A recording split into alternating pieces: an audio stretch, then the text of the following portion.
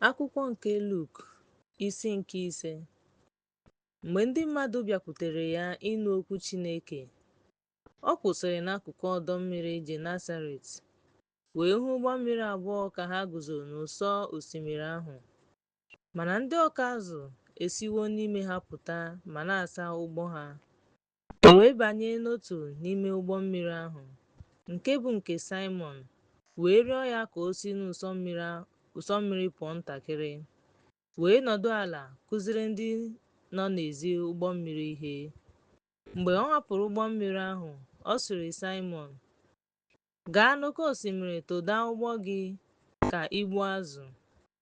Saimọn zara ya sị, "Onye nwe anyị, anyị ejeela ije abalị a dum, anyị ejidekwaghị ihe ọbụla, mana mgbe ị na-atụ aka, anyị ga-atụda."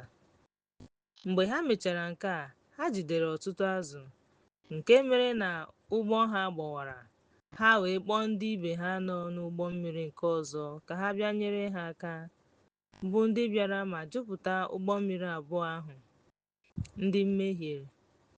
Mgbe Saimọn Pita hụrụ nke a, ọ kpọrọ isiala n'ikpere ala Yeshua sị, "Onye nwe anyị, si n'ebe m nọ pụọ, n'ihi na abụ m onye mmehie." N'ihi na ya na ndị niile soro ya nwere ihe iju anya maka azụ ha gbutere. Ndị ngwọrọ na ndị enyi ya, ụmụ Zebedi, ndị enyi Saimọn. Yeshua wee sị Saimọn, "Atụla egwu, site ugbu a gaa n'ihu, ị ga-ejide mmadụ." Mgbe ha bubatara ụgbọ mmiri ndị ahụ n'ụsọ osimiri, ha hapụrụ ha niile wee soro ya. Mgbe ọ nọ n'otu obodo, lee, e nwere otu nwoke nke ekpenta jupụtara, onye mgbe ọ hụrụ Yeshua, o wee daa n'ihu ya wee kpee ekpere sị, "Onye nwe anyị, ọ bụrụ na ị chọrọ, ị nwere ike ime ka m dị mma." O wee setị aka ya metụ ya aka sị, "Achọrọ m ka eme ka m dị ọcha." Ozugbo ahụ, ekpenta ahụ pụrụ n'ahụ ya.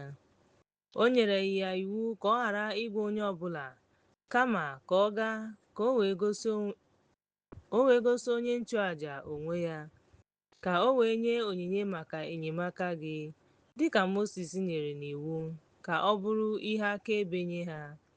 Ma akụkọ banyere ya gbasara karịa, ọtụtụ igwe mmadụ zukọtara ịnụ ya, ka o wee gwọọ ha n'ọrịa ha.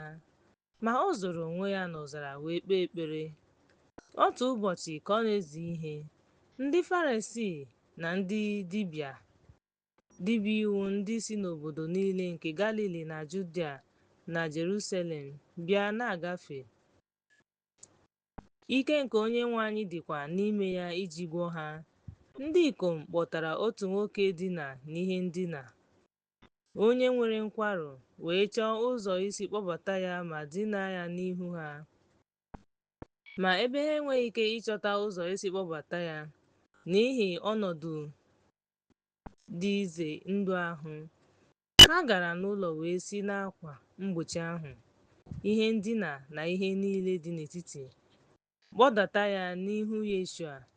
Mgbe ọ hụrụ okwukwe ha, ọ sịrị ha, "Nwoke a, agbagharawo gị mmehie gị." Mgbe ahụ, ndị ode akwụkwọ na ndị Farisii malitere iche echiche na-asị, "Onye bụ nwoke a nke na-ekwu okwu nkwulu? Onye pụrụ ịgbaghara mmehie ma e wezụga naanị Chineke?" Ma Yeshua, ebe ọ hụrụ echiche ha, zara ha sị, "Gịnị ka unu na-eche n'obi unu? Ma ọ dị mfe ikwu, mmehie gị ga-agbaghara gị, ma ọ bụ isi, bilie jee ije? Maka unu wee mara na onye nke mmadụ nwere ikike ịgbaghara mmehie n'ụwa." Ọ gwara onye ahụ na-arịa ọrịa nke nwere nkwarụ, "Ana m asị gị, bilie, buru ihe ndina gị gaa n'ụlọ gị." N'ime mkparịta ụka ahụ, o biliri n'ihu ha, rigoro n'elu ihe ndina ya, wee gaa n'ụlọ ya, na-ekpeku Chineke ekpere. Ha niile wee nwee nsogbu na-ekpe ekpere. Chineke jupụtara n'egwu na-asị, "N'ezie, anyị ahụla ihe dị iche iche taa. Mgbe nke a gasịrị, ọ gara hụ onye otu isi aha ya bụ Luk ka ọ nọdụ n'ọnụ ụlọ ahịa wee sị ya, "Soro m." O wee hapụ ihe niile bilie soro ya. Luk wee mere ya nnukwu oriri n'ụlọ ya, ebe ọtụtụ ndị ụtụ isi na ndị ọzọ nọdụrụ ala na tebụl ha. Ma ndị odeakwụkwọ na ndị Farisii n'etiti ha tamuru ntamu megide ndị na-eso ụzọ ya, na-asị, "Gịnị mere unu ji na-eri nri na ihe ọṅụṅụ na ndị ụtụ isi na ndị mmehie?"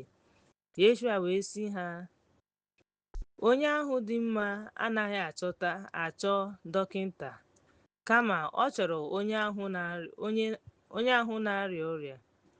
Abịaghị m ịkpọ ndị ezi omume, kama ọ bụ ndị mmehie ka ha chegharịa." Ha wee sị ya, "Gịnị mere ndị na-eso ụzọ Jọn ji ebu ọnụ ma na-ekpe ekpere mgbe niile? Ndị na-eso ụzọ ndị Farisii na-erikwa ihe, ma ndị nke gị na-aṅụ ihe ọṅụṅụ?" Ọ zara ha sị, "Ị nwere ike ime ka ụmụ nke ndị na-alụ nwunye ọhụrụ buo ọnụ mgbe ha na nwunye ọhụrụ nọ, ma ụbọchị ga-abịa mgbe a ga-anapụ ha nwoke na-alụ nwunye ọhụrụ. Mgbe ahụ ha ga-ebu ọnụ n'ụbọchị ndị ahụ." O wee gwa ha ilu sị, "Ọ dịghị onye na-etinye obere uwe elu ọhụrụ n'ime uwe elu ochie, n'ihi na mgbe ahụ nke ọhụrụ ga-adọwa, ihe ewepụtara na nke ọhụrụ agaghịkwa ekwekọ na nke ochie. Ọzọkwa, ọ dịghị onye a ga-etinye mmanya ọhụrụ n'ọnụ n'ime ite ochie, n'ihi na mmanya ọhụrụ na-agbọwa ite ma na-agbapụta ite ndị ahụ ga-anwụkwa. Mana a ga-awụsa mmanya ọhụrụ n'ime ite ọhụrụ, ya mere ha abụọ ga-adị njikere. Ọzọkwa, ndị na-aṅụ mmanya ochie agaghị achọ mmanya ọhụrụ ozugbo, n'ihi na ha na-asị, nke ochie ka mma."